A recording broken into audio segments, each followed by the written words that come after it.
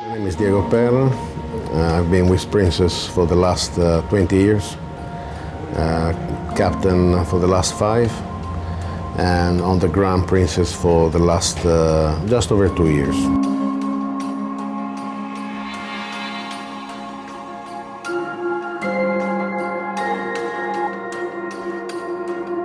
To do the transit of the Columbia River, it's about 9 hours. We have the first pilot at the bar, and he goes with us up to about Astoria. And then we have the Columbia River pilots all the way up to Portland. It's very deep river, quite safe, weather conditions were okay. And then just outside of the yard we had 4 tugs waiting for us. And in collaboration between us, the river pilot and the dock master, we put the ship inside.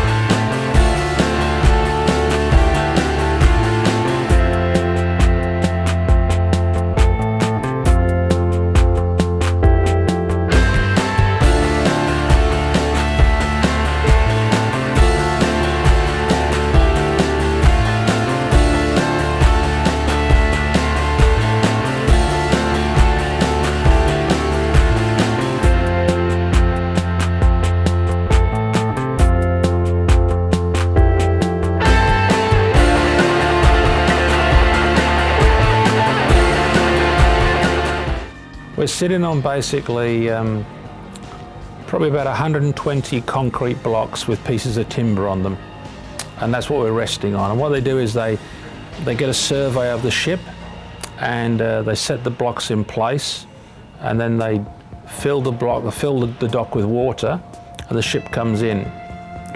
And my name is Vincenzo Pigna. I'm the staff captain on board the Grand Princess since last year. And we managed to finish the Drydock, another one, bust the dust. My name's Lee and I'm the entertainment director on board. Drydock is a very, very important time for the ships. It's the time when we can get all those things done that we couldn't do while we are in normal service. A dry dock is when a ship reaches like a few years into its service and it needs some work doing to it. So they'll bring a ship in a dry dock and they'll float it in and they'll drop it down on some nice concrete blocks and then check it, drain the dock out and clean the dock down, and then the work starts. All you've got to understand is that the ship is a construction site.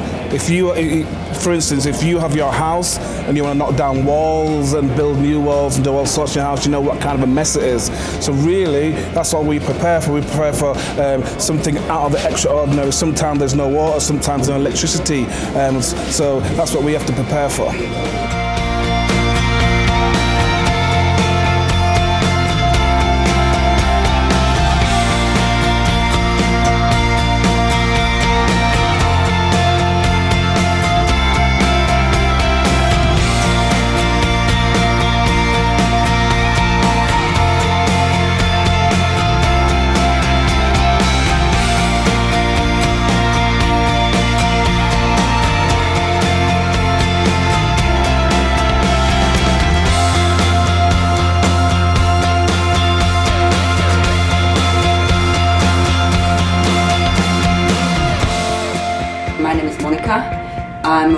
I'm as a hotel coordinator. At the moment, my job is actually help coordinate the jobs between contractors and the hotel department, especially cabin accommodation and everything else. I come to the ships slightly earlier, and I work before to actually try to accommodate all the contractors and working crew on the cabins available without as much disruption, unfortunately, as it's always done.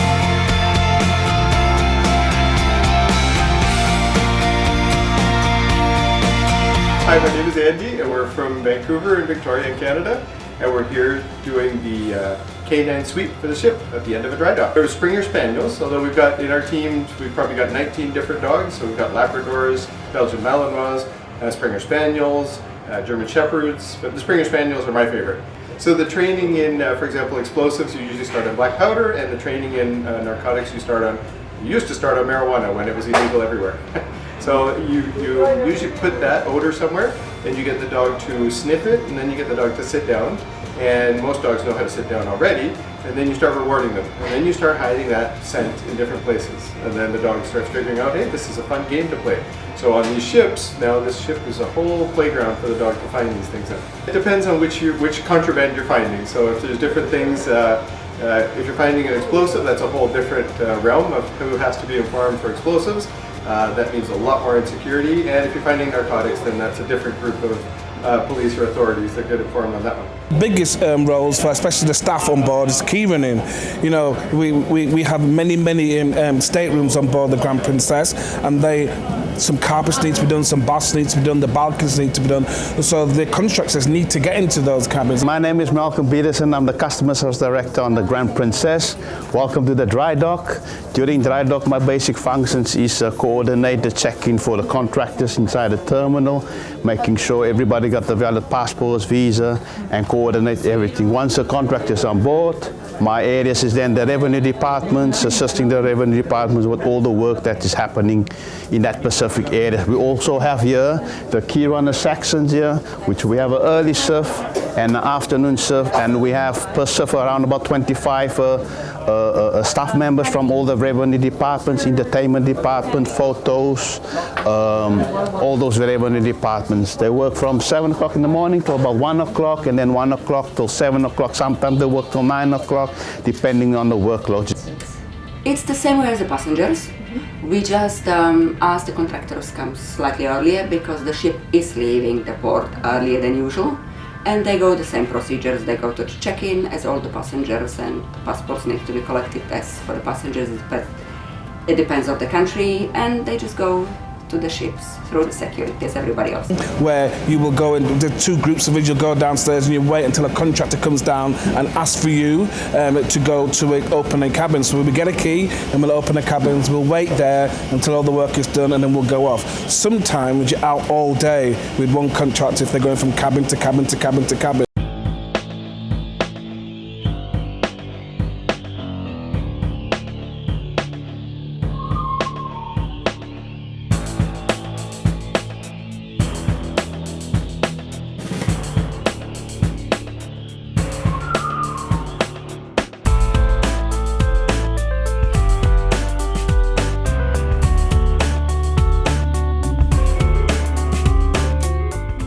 Station right over here, and during the day we get various contractors coming down to access cabins, guest cabins or crew cabins. So basically most of them are not occupied, luckily. However, if they are, we just need to be there and make sure that everything is safe and, you know, report any damages as such.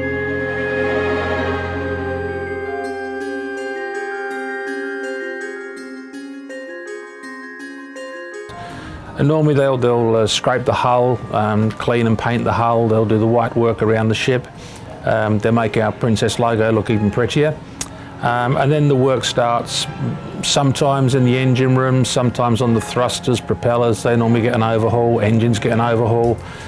And then there's a lot of work goes inside the ship as well. So soft furnishings, carpets, couches, all those sort of things happen inside the ship. Of course, having on board so many people, I mean, we had almost 1,300 contractors.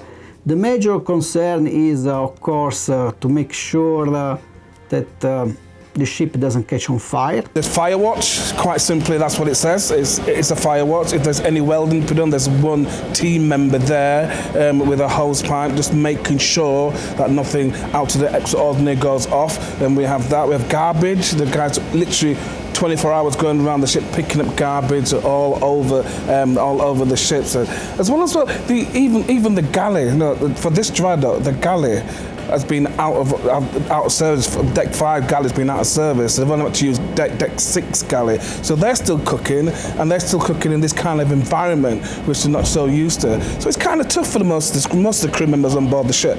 I'm basically in charge for the deck department. As you know, there are 3 head of department on board. The chief technical officer, which is in charge for all the technical part of the ship. Then we have the hotel general manager and the staff captain. The staff captain is in charge for all deck and the maintenance and the safety and security of the ship. Meanwhile, you know, the AGM is in charge for all the hotel department, which is the biggest department on the ship. Of course, we still have to feed people. We have something like, at its peak, about 1,260 contractors and around about 1,000 crew members, which still need feeding. So again, it takes people out of their comfort zones because the crew mess and those areas are being refurbished. We brought the crew into the dining room. So we've had to squeeze because our Horizon Court was out of action, our crew galley and deck 5 galley was out of action, so everything came from deck 6. Literally we have A-pass and ship start, they have to match, because every evening I have to actually do the full account. I have to deactivate all the contractors who leave because we collect their passports, which means for me accountability, 100% of the contractors is to have a passports with us, which means this one I know. I have 700 passports, I have 700 contractors on board. When they disembark, they will pay their account, they will collect the passports, and I clear the account, which means I have accounts of the cabins, which should supposed to be empty, that's the fun part. And this one's going to accommodation, which means they have a chance to prepare them in case someone else is coming in, or I need to use the cabin due to the flood or any other issues, or they can be actually told us, yes, these cabins are empty, and they can be empty until passengers coming back and so on. The main concern, consider that we had through these 10 days almost over 1,000 permits to work. So all the time a job is completed on board, like welding, removing panels, or it can be like working on a eye or so on. Every job, let's say, that is quite dangerous, it needs to be back supported by paperwork, including the permit to work, where basically we go through all the procedure, all the things we have to go in order to minimize the risk that something bad can happen. And we had almost 1,000 of these, so quite a big number. But if you want to call it a benefit, a lot of people think, oh, you enjoy that, you're going to get off and enjoy yourself. You can, to a certain extent, but your primary role is to be on the ship. You know, your primary role is to do your job on the ship. So there's benefits you can eat. The food they can eat in the Botticelli dining room, yeah, we can still go to our bar areas, and you can still get off the ship. So we're here in Portland, so once your work is done, you may get off the ship and go out and enjoy yourself in the town of Portland.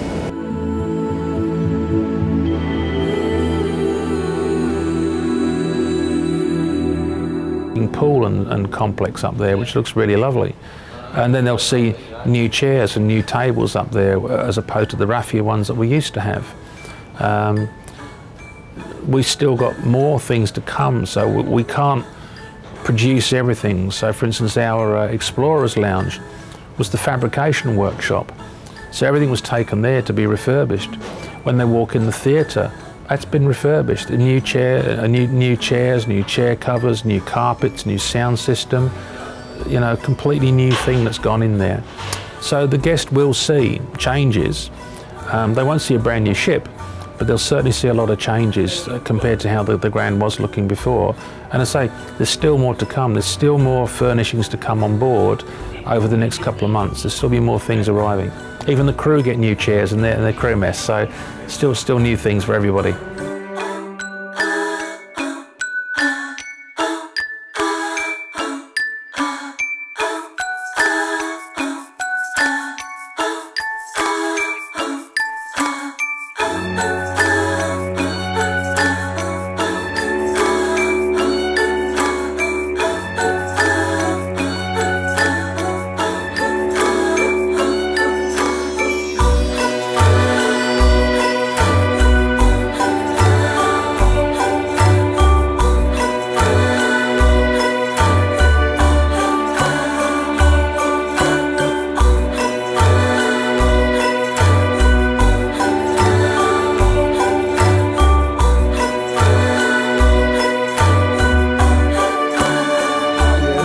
mean, I was so lucky to do the inaugural cruise on the Caribbean Princess with the Medallion. The biggest thing the ship is going through in Drydock is the infrastructure of the Medallion, which is literally, in layman's terms, a little round quarter that could revolutionise not just the cruise industry, but the whole of the hospitality industry.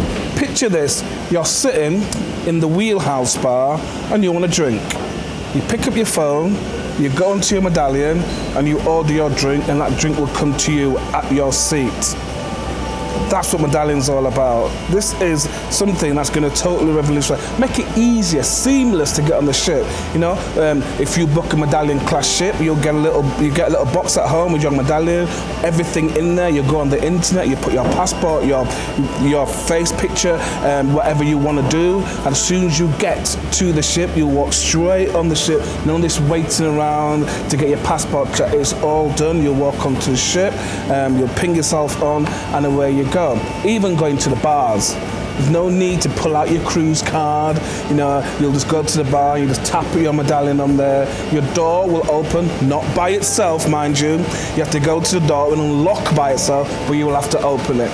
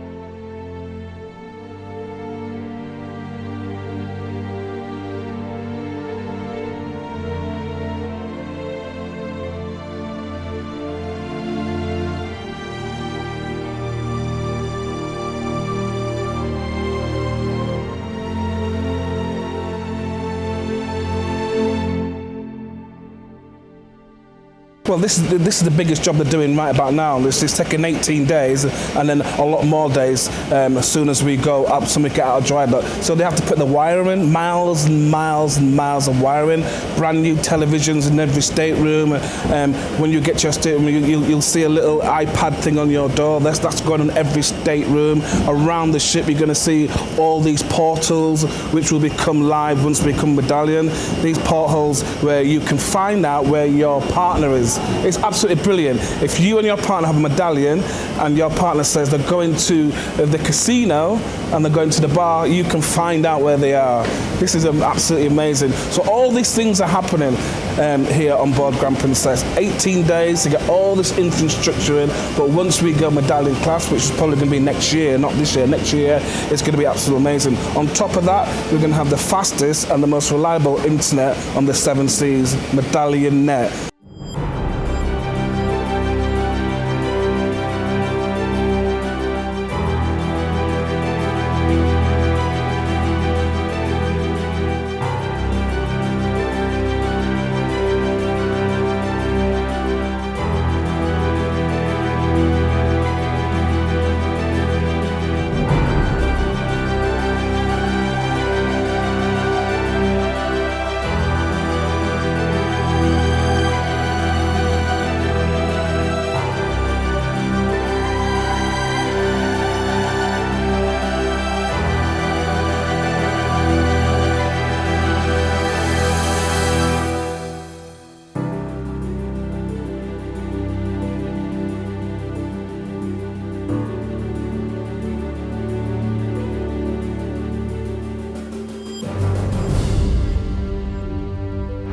Ship. I was painting since we came here, so around 6-7 days.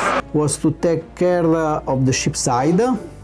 We water blast the ship side, and then they applied a new primer, a new coat, and around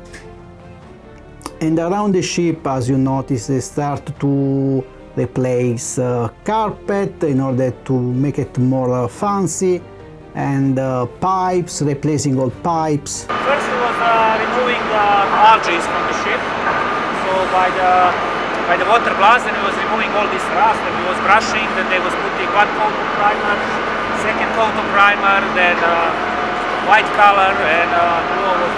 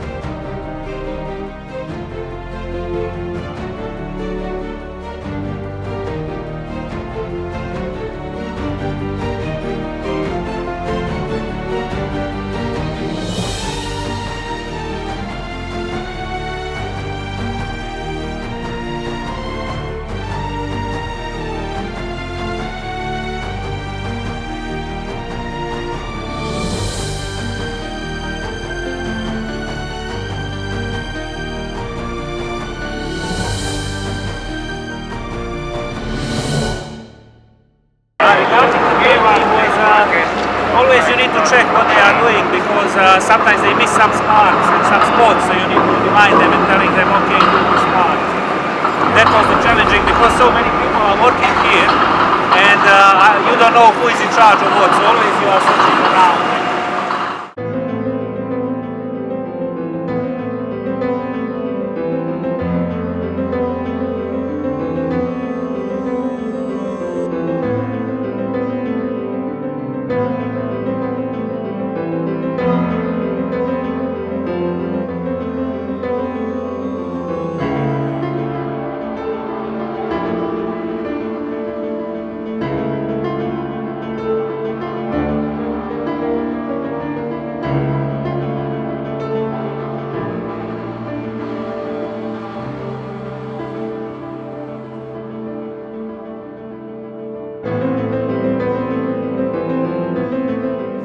Massive. You got, sometimes there's no water. You know, sometimes it's just cold water and hot water. The electricity goes out, in and out all the time. There's lots of banging, lots of noise going. It is a construction. This whole place is just a construction site.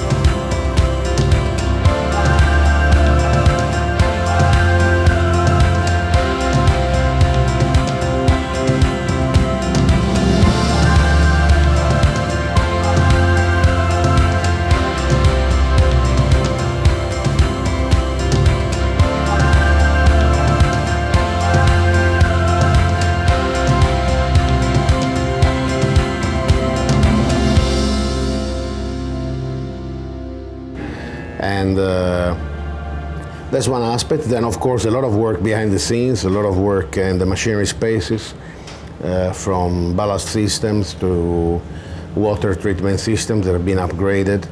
Also the air quality control systems, so that were called scrubbers before. As you know, the company is moving strongly towards greener operating systems.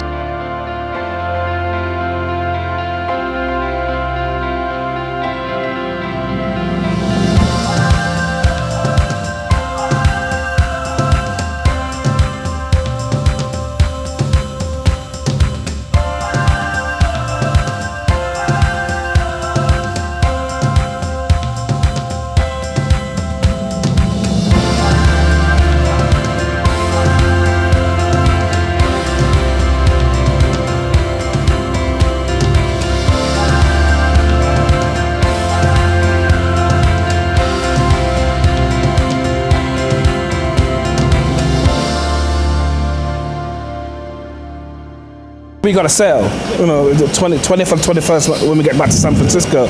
So we've got a sale on that day. So there's enormous pressure, especially the contractors, an enormous pressure to do the job before we sail. Then when you look around the dining room, you know, there's plastic everywhere. There's plastic on the carpet. All that has to come off. And then towards the end of the dry dock, then we have to put this place back together again, because then when we come into San Francisco, we have our guests coming back.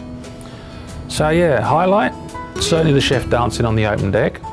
Other highlight, seeing how the marble came up and the time and the care and attention these guys were doing to get the marble back to an immaculate condition. To see it cracked and broken and then come back to brand new was amazing to see the guys how they do it, and they worked tirelessly and did a fantastic job.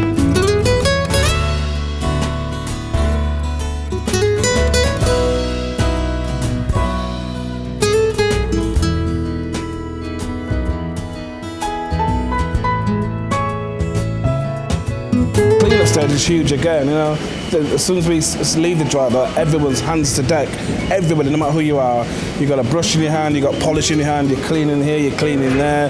And we always take out areas like the entertainment team will do the Vista Lounge, the theatre, the Explorers Lounge, and you'll get there and you literally have to polish and clean every single thing. As you can imagine, so much dust is going on. You got to go in every nook and cranny and clean and scrape and just make sure everything's spick and span. Because this ship has to be ready by at least 11 o'clock on the day in San Francisco for passengers to come on.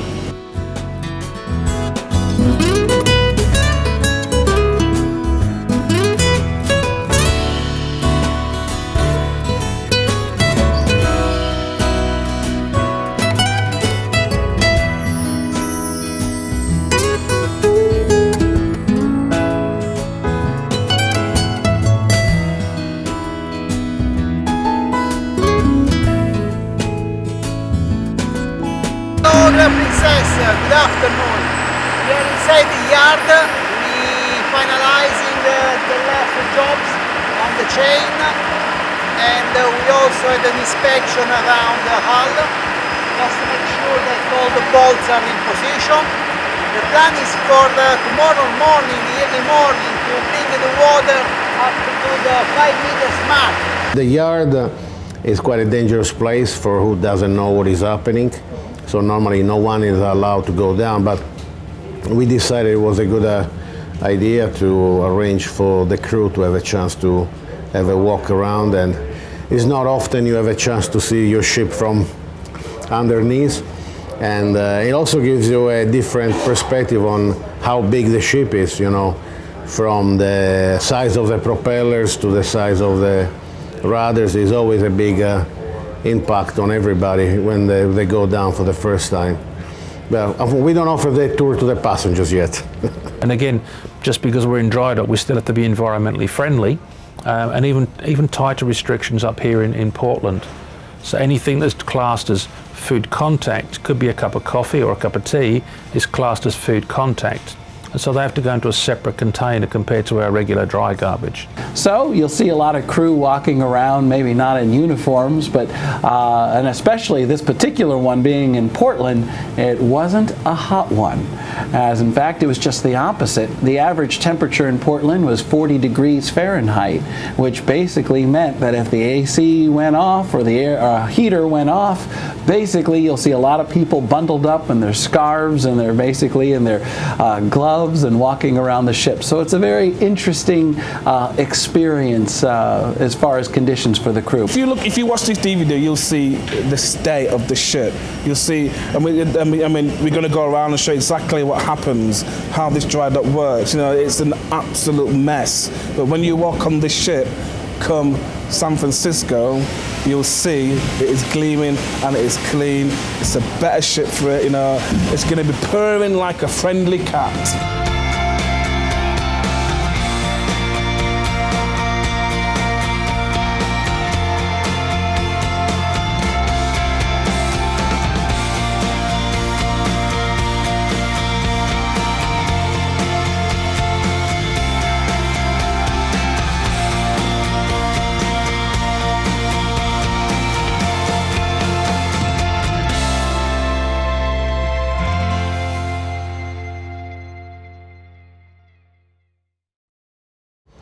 So there is an inspection of the ship, including all the plugs that we remove for inspection of tanks. So we make sure that the watertight integrity of the ship has been restored. Of course, we check the quality of the paint job and all the jobs that the shipyard complete.